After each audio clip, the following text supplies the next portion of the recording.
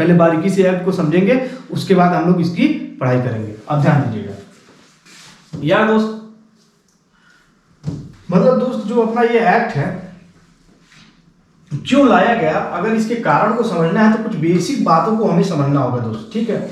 जो हम पहली ही क्लास में एक आप लोगों को बताए थे कॉन्सेप्ट कि एक गवर्नमेंट है, ठीक है, और किसी इंडस्ट्री का एम्प्लॉयर है और किसी इंडस्ट्री के एम्प्लॉय हैं, ठीक है। अब देखिए बात को समझिए कि इन्हीं तीनों को रिलेशन को हम लेबर लॉ के अंतर्गत देखते हैं। ये बात हम समझ चुके थे, ये बात हम आपको बताए थे, ठीक है, कि गवर्नमेंट लेबर लॉ बनाएगी क्या, जिसमें इसका इंटरेस्ट देखेगी, साथ में ऐसा नहीं है केवल इसी का इंटरेस्ट देखेगी, इसका भी इंटरेस्ट देखेगी। ये बात पहली भी क्लास में कर लिए थे। अब देखिए क्या है कि जो इस एक्ट के अकॉर्डिंग हमें समझना है वो ये बात है कि जब तक ये एक्ट नहीं बना था दोस्त, तब तक इंडस्ट्री के अंतर्गत जो भी काम होते थे, ठीक है, उस पे सुप्रीम पावर कहीं ना कहीं जो एम्प्लॉयर होता था वो होता था, वही रूल्स रेगुलेशन बनाता था, ठीक है, और रूल्स रेगुलेशन बनाने के साथ इन पे इंपोज किया जाता था। अब क्या है कि ये भी जो है इनका कोई तब तक बढ़िया ट्रेड यूनियन नहीं था, ठीक है, ना ही इनको इतनी ज्ञान थी या इतनी बातें पता थी कि ये मेरे राइट्स है, समझ में आया नहीं समझ में आया, तो ना ही इनको अपने राइट्स का पता है, ठीक है। तो ये जो होता था एम्प्लॉयर होता था, अनडाउटली इस बात का फायदा उठाएगा, समझ में आया नहीं समझ में आया। तो जब फायदा उठाता था तो होता क्या था, कहीं ना कहीं इन दोनों के बीच कॉन्फ्लिक्ट बना रहता था, समझ में आया नहीं समझ में आया। तो इन दोनों के बीच कॉन्फ्लिक्ट बना रहता था, उस कॉन्फ्लिक्ट को दूर करने के लिए ये लाया गया, ठीक है।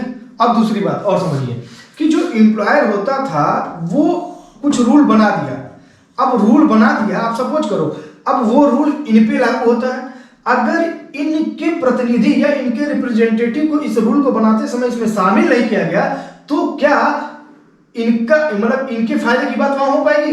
नहीं हो पाएगी, क्योंकि एम्प्लॉयर जो एम्प्लॉयर है उसका कहीं ना कहीं मेजर कॉन्सेप्ट होता है कि अपने प्रॉफिट को आगे या ज्यादा बढ़ाना है। समझ में आया? समझ गए इतनी बात? ठीक है, आगे बढ़े।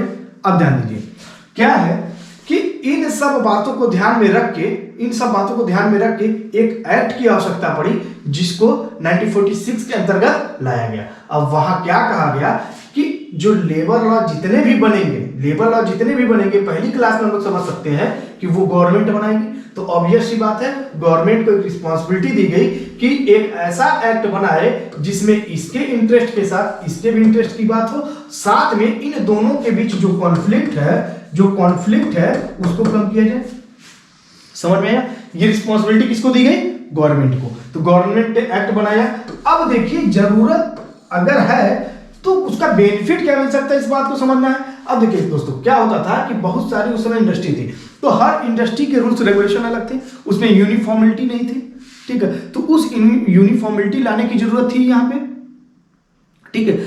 अब क्या है कि अगर किसी भी इंडस्ट्री में इन दोनों के बीच मतलब एम्प्लॉय और एम्प्लॉयर के बीच अगर कम कॉन्फ्लिक्ट होगा और उनके बीच झगड़े कम होंगे तो ऑब्वियस सी बात है वहां पीस का माहौल होगा, और पीस का माहौल होगा तो वहां की जो वर्किंग कंडीशन होगी वो कहीं ना कहीं अच्छी है।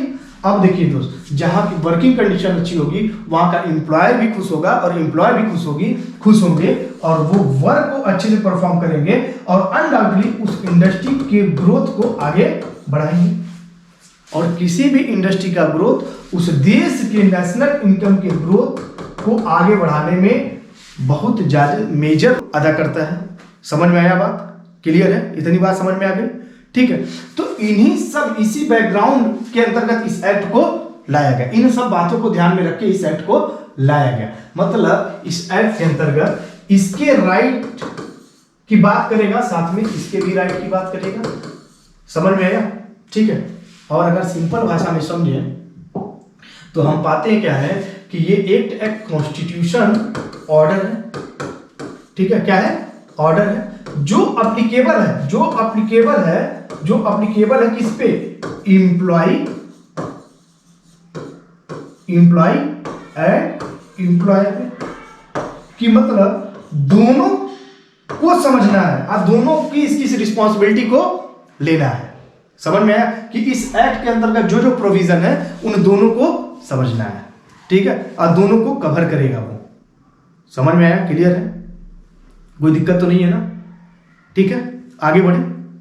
ठीक है, चलिए अब देखिए कि अगर ये एक ऑर्डर है या एक कॉन्स्टिट्यूशन का पार्ट कहीं ना कहीं है, समझ लीजिए उस ऑर्डर को कॉन्स्टिट्यूशन समझ के चलना है। ठीक है, कि अगर ये कॉन्स्टिट्यूशन है तो कहीं ना कहीं अगर ये लोग उसको वायलेट करते हैं, ये लोग अगर उसको वायलेट करते हैं तो पेनाल्टीज की बात होगी।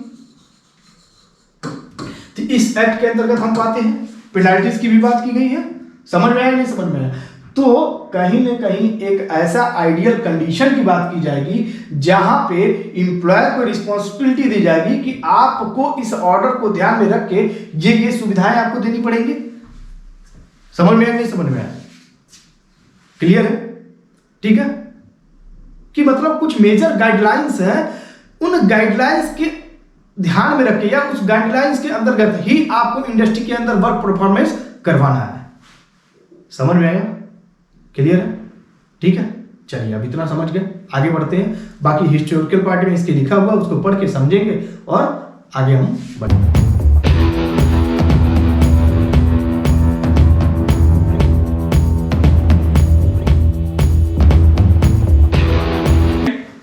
After the Battle of Plassey,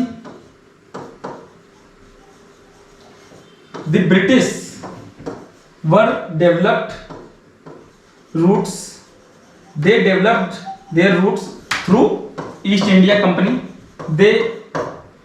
Now the East India Company, after the Battle of Plassey, ठीक है, East India Company has become the main business commercial body. Okay, it has become the main commercial body with some administrative functions like collection of revenue and maintenance of the law and order. So to manage such kind of affairs, first time the British Act was made to manage the affairs of the company, because at that time there was large corruption in the company. Okay, to prevent that corruption and to regulate the affairs of the working of the company, regulating act was made.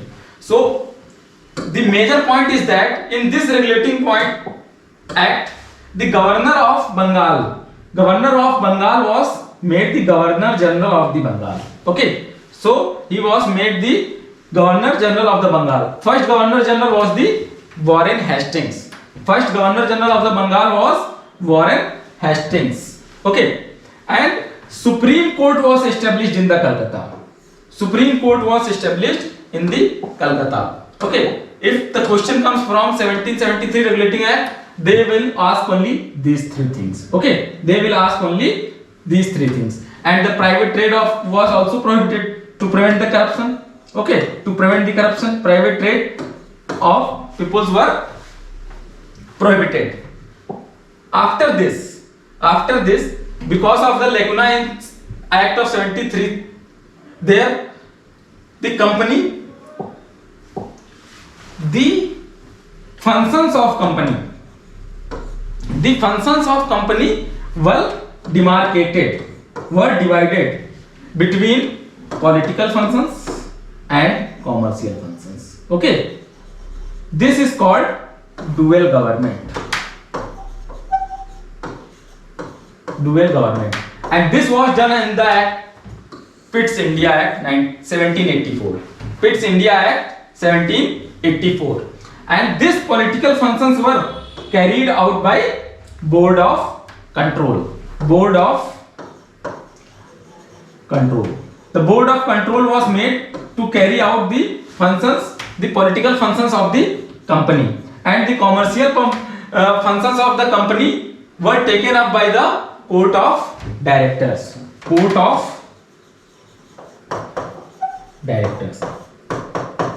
So dual government is the feature of which act? Pitt's India Act 1784. Apart from that, nothing is much more important in this act. Okay,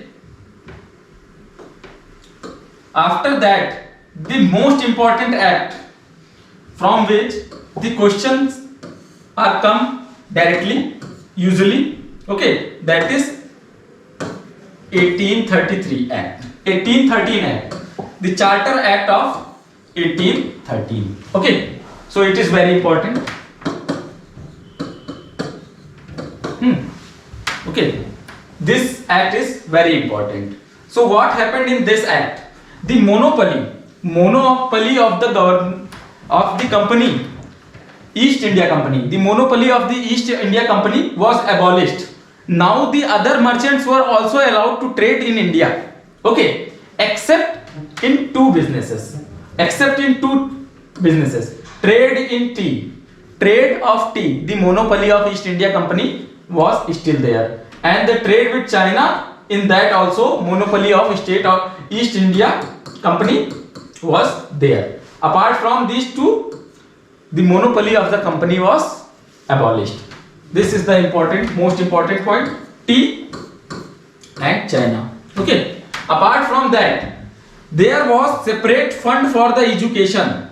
There was separate fund for the propagation of Western education. Okay, to propagate the Christian missionaries and Western education, there was a separate fund. Okay, it also allowed Christian missionaries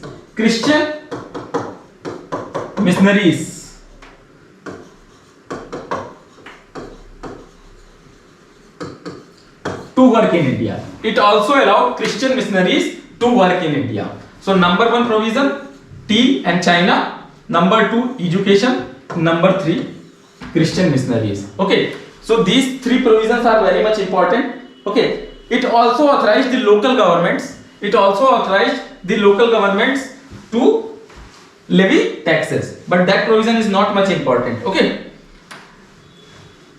for the first time the constitutional position of the British on the India was clarified. For the first time, what is the position of the British Crown on India was clarified. Okay,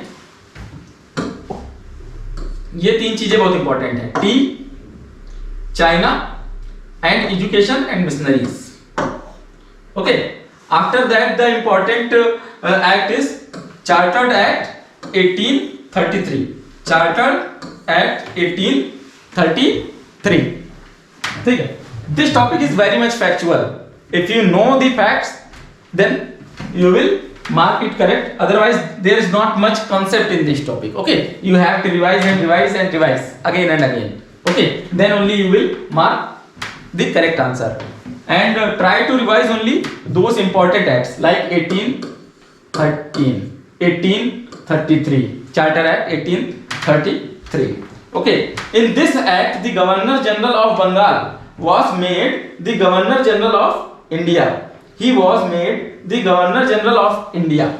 Okay, Governor General of Bengal was designated as Governor General of India. Okay, and the Governor General of India, he got the complete control over the administration. Okay, means civil and military affairs. Okay, civil and military affairs. Law Commission was constituted first time. Law Commission was constituted under which act? Charter Act. This is very important. Okay. After this, the Charter Act 1833, the laws made were called the acts. Before that, these were called regulations. Okay, and East India Company ended its commercial activities in India, and it became purely the administrative body. Okay, so the major points are Law Commission point. Okay, Law Commission was constituted under Chartered Act 1833. Okay,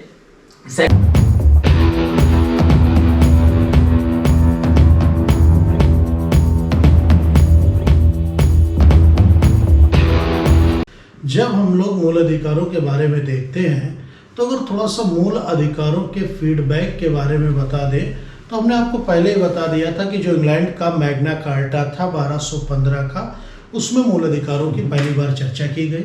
हमारे संविधान में जो मूल अधिकार हैं वो America के bill of rights या अधिकार पत्र से लिए गए हैं। ये संविधान के भाग 3 में है, अनुच्छेद 12 से 35 तक है। कितनी चीज़ें हमने बता दी। दूसरी चीज, जब हम इसके आगे बढ़ते हैं तो हम लोग एक शब्द लिखा करते थे, सनम ने कर्तव्य किया। तो अब हमारे पास थोड़ा सा तुलना करके पढ़ेंगे हम लोग। जैसे संघ एवं राज्य क्षेत्र आता है, उसके बाद नागरिकता आती है, उसके बाद मूल अधिकार आता है, उसके बाद आता है नीति निदेशक तत्व, और फिर आता है मूल कर्तव्य। अब थोड़ा सी तुलना करेंगे, मूल कर्तव्य। अब ध्यान दें, हम लोगों ने अभी मूल अधिकारों को पढ़ा, अब हम आगे पढ़ेंगे नीति निदेशक तत्वों को। तो ध्यान दें, जो मूल अधिकार हैं, जैसे आप नीति निदेशक तत्वों को पढ़ेंगे तो अगर भाग की बात करें, पार्ट किस पार्ट में है, तो ये भाग 1 में है, ये 2 में है, ये भाग 3 में है, ये भाग 4 में है, और ये भाग 4 के काम में है। ध्यान दें, भी तुलना माध्यम से समझते हैं। जैसे हमने देखा यहाँ पर हमें मूल अधिकार मिले, फंडामेंटल राइट्स या मौलिक अधिकार, और यहाँ पर हमें मिले राज्य के नीति निदेशक तत्व, राज्य के नीति निदेशक तत्व। तो जब आप मूल अधिकार को देखेंगे तो ध्यान दें, मूल अधिकार न्यायालय द्वारा प्रवर्तनीय है। जो मूल अधिकार हैं वो न्यायालय द्वारा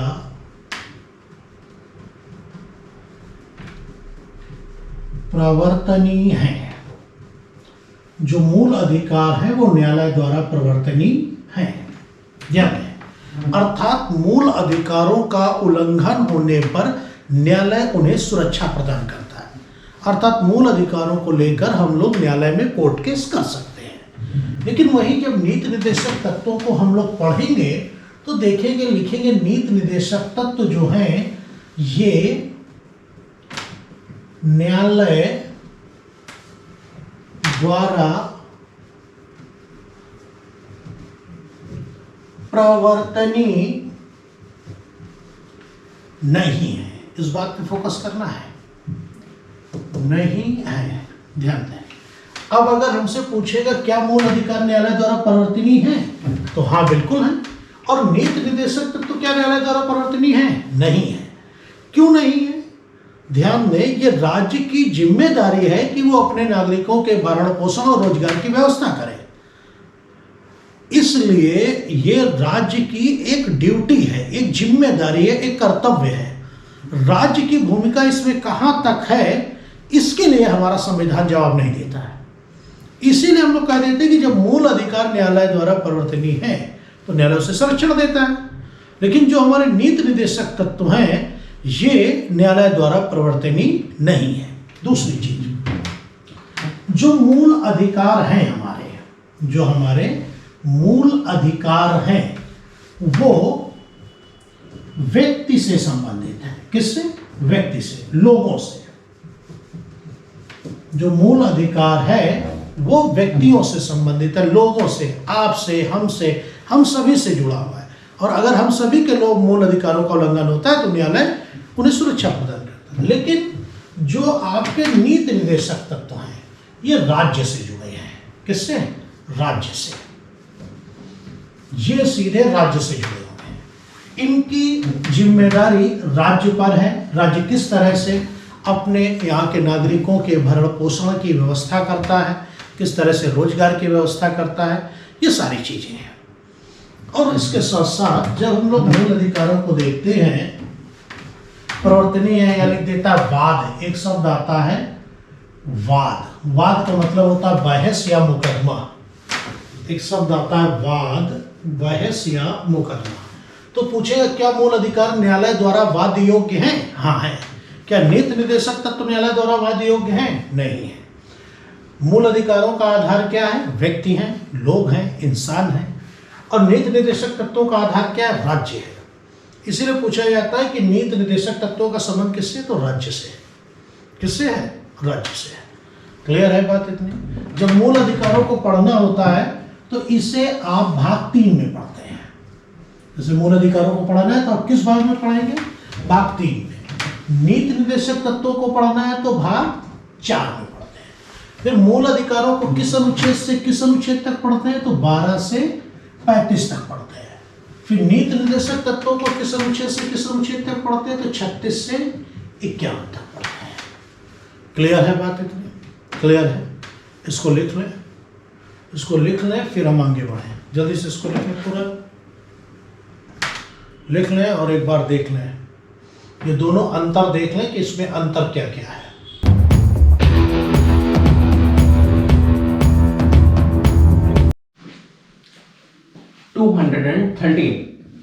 In which of the following condition a company will have a positive working capital? ठीक है, इनमें से ऐसी कौन सी कंडीशन है जहां कंपनी की क्या होगी? पॉजिटिव वर्किंग कैपिटल होगी। ओके, जब कंपनी की वर्किंग कैपिटल पॉजिटिव कहलाएगी। तो इससे पहले हम समझ लेते हैं वर्किंग कैपिटल है क्या। अगर हम वर्किंग कैपिटल अच्छे से समझ लेंगे तो हमें यह पता चल जाएगा कि कब वो पॉजिटिव है और कब वो नेगेटिव है। ठीक है, तो हमने देखे वर्किंग कैपिटल होता क्या है। तो वर्किंग कैपिटल हमारी क्या होती है? Working capital is equal to, इसका फॉर्मूला क्या होता है? Current asset minus current liabilities. ठीक है, अब ये पॉजिटिव कब होगी? जब नॉर्मल सी चीज है कि करंट एसेट हमारा ज्यादा होगा, is more than current liabilities. जब करंट एसेट ज्यादा होगा, करंट लायबिलिटीज कम होगी, तो हमारी वर्किंग कैपिटल क्या आएगी?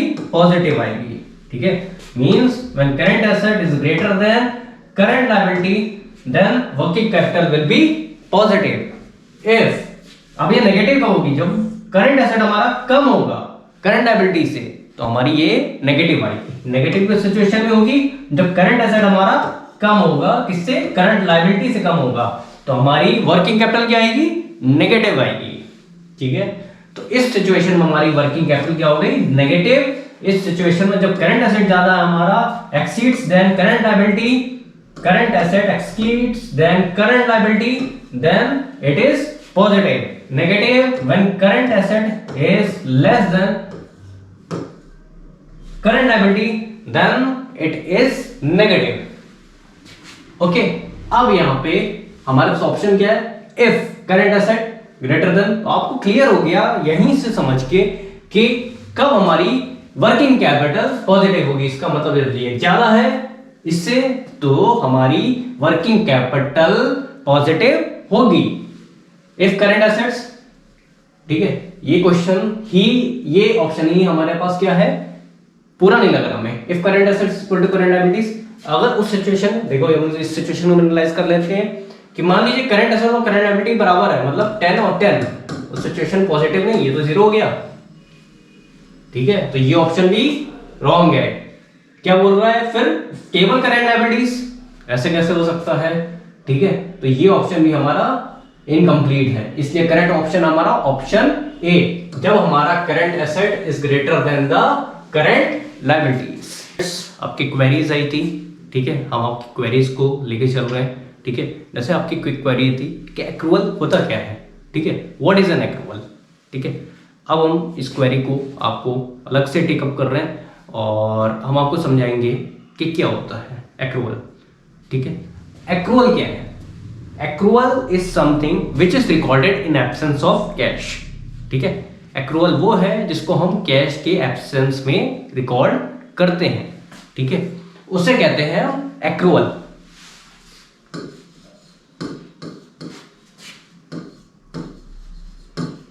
एक्रूवल, ठीक है, which is recorded in the absence of cash. अब एक्रूवल के दो पार्ट होते हैं, ठीक है, एक होता है एक्सपेंस, एक होता है इनकम, ठीक है। अब एक्सपेंस और इनकम नॉर्मली अगर हम देखें, पहले एक्रूवल को समझने के लिए हम बेसिक से चलें कि एक्सपेंस में एक्रूवल कब होगा, ठीक है। तो पहले हम नॉर्मल देखें कि जब कैश होता है तब क्या होता है, फिर हम कैश हटा के देखेंगे, ठीक है। जब कैश होता है, मान लीजिए हमने अगर कोई कैश है, हमने पेमेंट करना है, तो हम उसकी एंट्री क्या करेंगे, when expenses are paid in cash, ठीक है, मतलब एक्सपेंसेस ड्यू था हमने पे कर दिया, तो मतलब expense account debit to cash, ये जब हमने ड्यू था उसको पे कर दिया, ठीक है, तो ये बन गया हमारा कैश के हिसाब से। बट अब एक्रूवल के हिसाब से मतलब expense which was due but not paid, ठीक है, expense due but not paid, तो वो हमारा क्या हो गया, आउटस्टैंडिंग एक्सपेंसेस, वो हमारा बन गया आउटस्टैंडिंग। तो उसमें कैश इन्वॉल्व तो होगा नहीं क्योंकि हमने पे नहीं करा है, तो यहां पे हम दिखाएंगे टू आउटस्टैंडिंग एक्सपेंसेस। अब ये आउटस्टैंडिंग एक्सपेंसेस हमारे क्या है, लायबिलिटी, जिसको हम कह सकते हैं लायबिलिटी भी,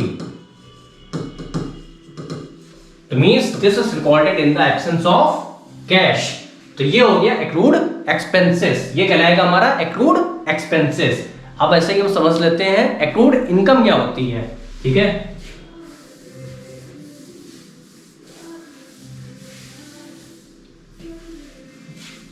income which is earn but not received, income जो हमने अर्न कर लिया बट हमें रिसीव नहीं हुई है, वो हो गई हमारी एक्रूड इनकम, ठीक है। अब पहले हम देख लेते हैं कि अगर कैश होता तो क्या होता, तो cash account debit to income account, but अब हमने कहा अर्न हो गई बट रिसीव नहीं हुई, तो कैश तो गायब हो गया, कैश तो आएगा नहीं, तो इसकी जगह क्या आएगा, accrued income, something which is recorded in the absence of cash, ठीक है, this is now an accrued income। तो ये हो गया हमारा एक्रूवल का कॉन्सेप्ट, और इसी तरीके से आप लोग हमारा, ठीक है, हमें कमेंट करते जाइए, हम आपके लिए क्वेरी वीडियोस और ऐसे रेजोल्यूशंस लाते जाएंगे। इसको हम इसी तरीके से टेकअप करेंगे और ब्रीफली एक्सप्लेन करेंगे ताकि आपके कॉन्सेप्ट्स में कोई प्रॉब्लम ना आए और आपके लिए प्रिपरेशन और भी इजी हो जाए, ठीक है। Thank you.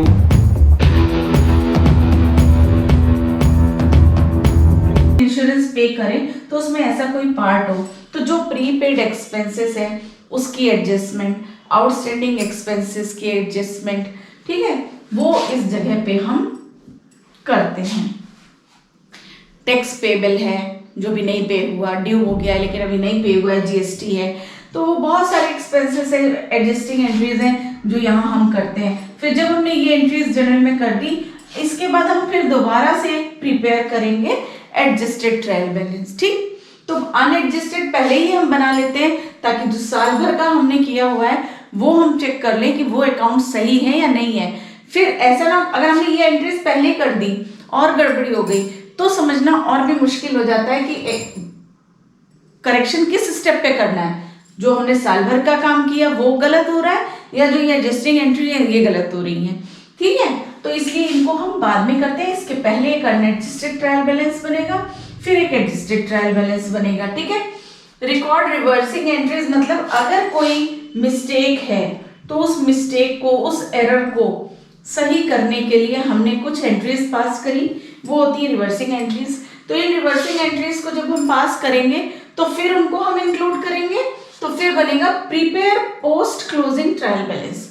तो जब हम ये हमने रेक्टिफिकेशन कर लिया तो उसके बाद हम फिर एक ट्रायल बैलेंस बनाएंगे, ठीक। और उस ट्रायल बैलेंस के साथ ही साथ क्लोजिंग एंट्री, अकाउंट आपने बंद कर दिए उस समय बनती है क्लोजिंग एंट्रीज होती हैं, ठीक। सारे जितने भी बैलेंसेस हैं वो बैलेंस शीट में आपको ट्रांसफर करने हैं, है ना, तो वो क्लोजिंग एंट्रीज होती हैं। सारे एसेट डेबिट और सारी लायबिलिटीज क्रेडिट, ठीक। Prepare financial statement. तो जब हम ओपनिंग एंट्री करते हैं तो सारे एसेट्स के बैलेंस डेबिट करते हैं और लायबिलिटीज को क्रेडिट करते हैं, ठीक। तो ये इस तरह ओपनिंग एंट्री होती है। अभी इसी के अपोजिट करेंगे तो वो क्या हो जाएगा, क्लोजिंग एंट्री हो जाएगी। ऑलराइट, फिर हम फाइनेंशियल स्टेटमेंट बनाते हैं यहाँ इस स्टेज पे, जो कि P&L अकाउंट है और बैलेंस शीट है, ठीक। तो ये साइकिल है जो पूरा वो इस तरीके से चलता रहता है हमारा। ये साइकिल आपके समझ में आ गया। तो इस साइकिल के अभी हम फर्स्ट स्टेप पे हैं, जर्नल एंट्री कैसे रिकॉर्ड करें। तो हमें मालूम है कि हमारा डबल एंट्री सिस्टम है अकाउंटिंग का, ठीक। तो इसको अभी हम समझते हैं कि हम कैसे करेंगे। इसको हिंदी में कहते हैं संपत्तियां, ठीक, या परिसंपत्तियां कह सकते हैं। तो संपत्ति दोनों तरह की होती है, मूर्त भी होती है और अमूर्त भी होती है। तो मूर्त संपत्तियां वो होती है जो सब आप अपने आसपास देख रहे हो, जैसे फर्नीचर है, ठीक, भूमि हो गई, भवन हो गया, प्लांट और मशीनरी हो गई, ठीक है, संयंत्र, प्लांट को क्या कहते हैं, संयंत्र कहते हैं, संयंत्र हो गया, या मशीनरी हो गई, या ट्रक है, लोडर है, ये सब आप अपने व्यवसाय के लिए खरीद करके लाते हो, वाहन जिसे कहते हैं, वाहन है।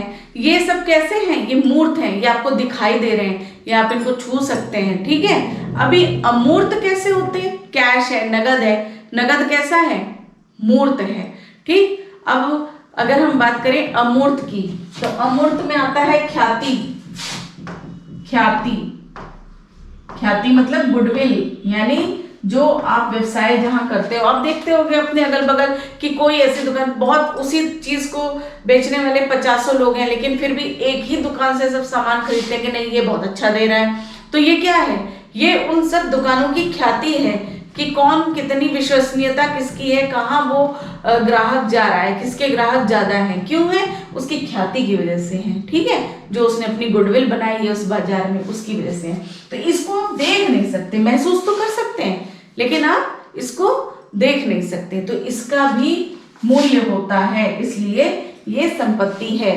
तो ख्याति हो गया।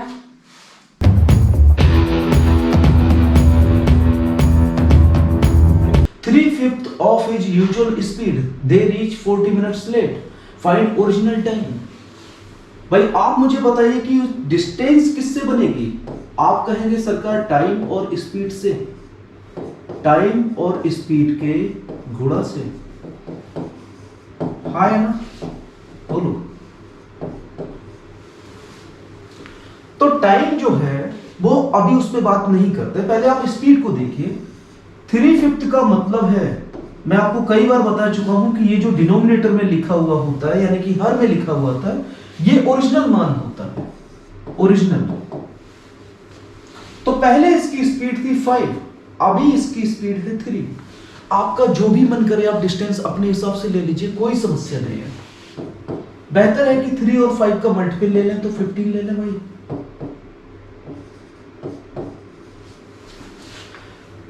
5 की स्पीड है, आपको टोटल 15 किलोमीटर चलना है, तो आपको टाइम कितना लगेगा, 3 यूनिट। आपकी स्पीड 3 है, आपको टोटल 15 किलोमीटर जाना है, तो आपको टाइम कितना लगेगा, 5। ये देखिए 3 to 5 2 यूनिट बढ़ा, 2 यूनिट कम हो गया। हाँ है ना, बोलो। और टाइम गैप आपको दिया है कि भाई पहले की अपेक्षा अब 40 मिनट ज्यादा लगते हैं। पहले 3 यूनिट लग रहा था टाइम, अब 5 यूनिट लग रहा है, यानी कि 2 यूनिट ज्यादा लग रहा है, और ये है 40 मिनट के बराबर। तो यहां से मैं बता सकता हूं कि 1 यूनिट का मान कितना होगा, दैट इज 20 मिनट। ठीक है ना। तो आप बता सकते हैं सरकार कि पहले उसको 60 मिनट लग रहा था और अभी उसको कितना लग रहा है, 100 मिनट। ठीक है। तो मेरे कहने का मतलब सिर्फ ये है कि अगर आप इस रिजल्ट को समझते हैं कि A इंटू B बराबर C और C जो है वो फिक्स है, ये आपका लगभग 80% चैप्टर्स में, अरिथमेटिक के 80% चैप्टर्स में इस कॉन्सेप्ट पे सवाल हो रहे होंगे।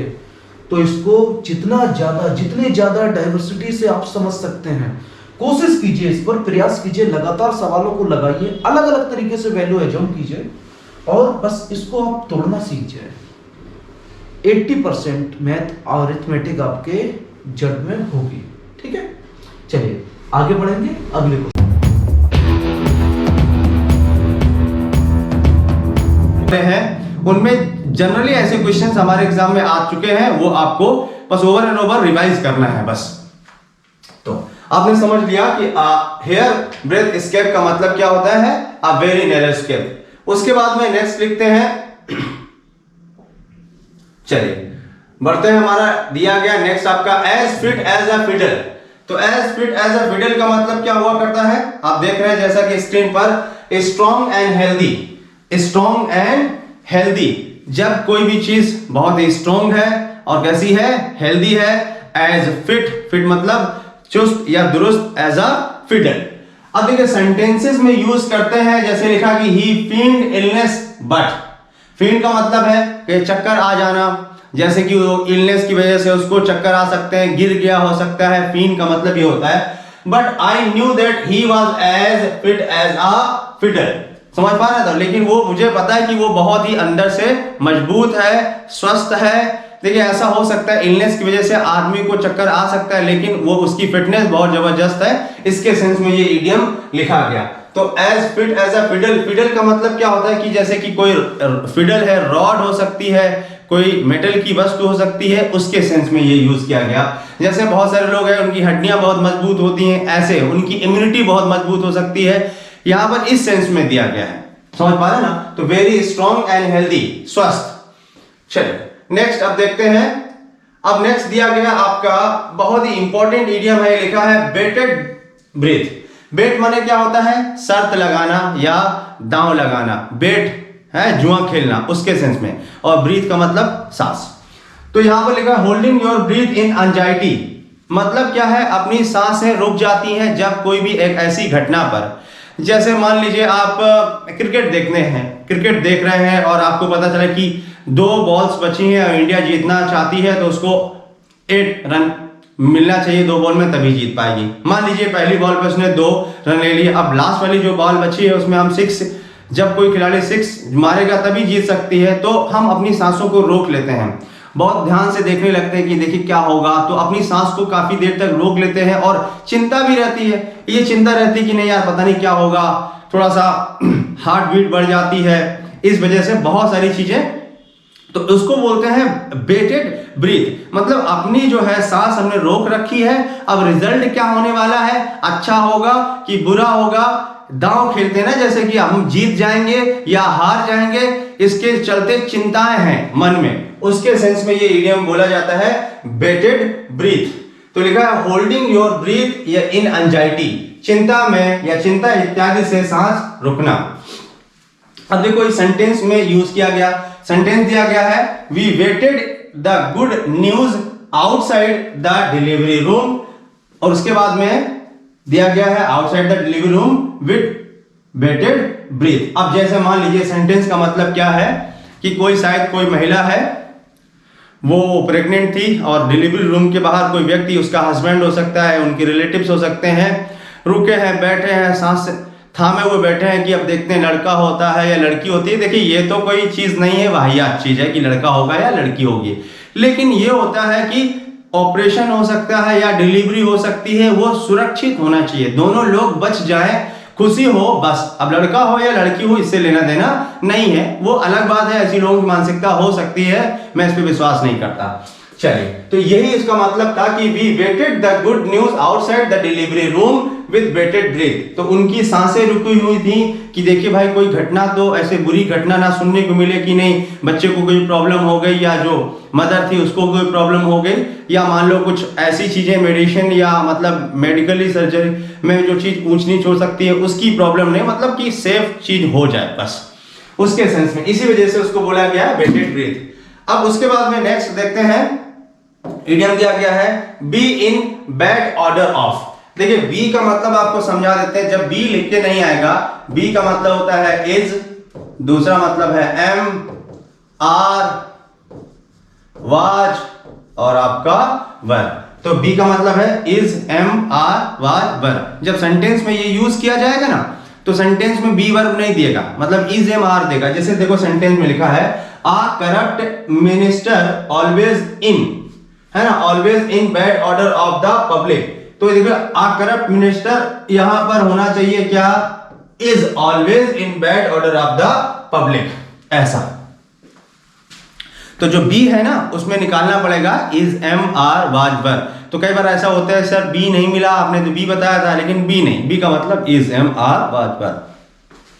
तो देखिए इसका मतलब क्या है, be in bad order of. Bad मतलब बुरा, ऑर्डर का मतलब क्या होता है, एक स्मेल, एक ऐसी स्मेल, एक लंबे समय से, जैसे आप वायर कहीं जल रहा है तो आपको पता चल जाता है कि वायर कहीं जल रहा है, क्योंकि उसकी स्मेल के परसेप्शन में या सेंसेशन में बहुत ज्यादा ऐसा देखते रहते हैं, स्मेल करते रहते हैं, जैसे मान लो किसी पसीने की बदबू आ रही किसी से, तो वो ऑर्डर पता चल जाता है कि ये पर्टिकुलर जो है, जो बदबू है या खुशबू है किस चीज की। आप जानते हैं चाहे आप गुलाब का फूल हो या किसी भी तरह का हो, वो एक ऑर्डर, एक स्मेल का आइडेंटिफिकेशन बन जाता है, उस चीज को हम ऑर्डर बोलते हैं। मतलब क्या हो कि उस पे ऊपर ओपिनियन बन चुका है, ये कहने का मतलब ऐसी स्मेल। तो a be in bad order of, to be out of favour, मतलब आउट ऑफ फेवर। अब जाहिर सी बात है जब कोई भी चीज स्मेल, बुरी स्मेल कर रही हो तो क्या आप उसके पास बैठोगे, नहीं बैठ सकते, उससे दूर भागने की कोशिश करते हैं, ये कहने का मतलब है। तो किसी की बुरी राय में होना, बुरी राय में होना मतलब ये है कि जैसे कोई लहसुन खाता है, प्याज अनियन खाता है, तो ये नहीं ठीक है भाई दूर बैठो, स्मेल ठीक नहीं आ रही, ऐसा कुछ। तो इसके सेंस में इसको बोलते हैं। तो इसी वजह से देखो सेंटेंस में इसको यूज किया गया है, a corrupt minister is always in bad order of the public. जो मिनिस्टर या जो मंत्री कैसा है, करप्ट है, वो हमेशा कैसा, पब्लिक के ऑर्डर से बाहर होता है, वो उसकी राय में नहीं होता है। क्यों नहीं होता है कि सभी लोग जानते हैं उसकी आदत ऐसी है कि वो करप्ट मिनिस्टर है, तो होगा क्या कि वो जो है उससे लोग दूर भागेंगे। हाँ वो बात अलग है कि करप्शन जिनको करना होगा वो तो उनकी अच्छे राय में होंगे, लेकिन आदमी की रेपुटेशन खराब हो जाएगी, लोग उससे भागने, क्योंकि ऐसा जरूरी नहीं है, करप्शन के साथ साथ वो किसी भी चीज को मनमर्जी भी कर सकता है, अपनी तानाशाही भी दिखा सकता है, आलसी भी हो सकता है, सिस्टम को बिगाड़ भी सकता है, तो उससे लोग दूर भागते हैं। ऐसा आदमी दोनों लोगों के लिए बुरा है, वो खुद गवर्नमेंट के लिए बुरा होता है और पब्लिक के लिए भी बुरा होता है। ठीक है, तो ये इसका मतलब हो गया। चलिए हम लोग आगे बढ़ते हैं।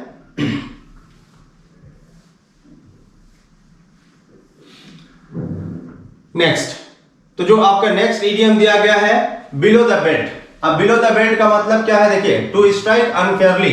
देखें, आप जब कमर में बेल्ट बांधते हैं, बेल्ट से नीचे मारना, इनसेंसिटिव पार्ट्स या इनसेंसिटिव जगह पर मारना, तो ये अनफेयरली होता है, ये कहने का मतलब है। जैसे आप बॉक्सिंग करते हैं या मान लो कुश्ती रेसलिंग हो रही है, तो उसके कुछ फाउल होते जरूर है कि आप किसी को इस जगह पर चोट नहीं पहुंचाएंगे। बॉक्सिंग है तो हाथ से ही बॉक्सिंग करेंगे, अब किक बॉक्सिंग नहीं बना लेंगे कि उसको पैरों से भी मारने लगे, जहां मर्जी आए वहां मारे।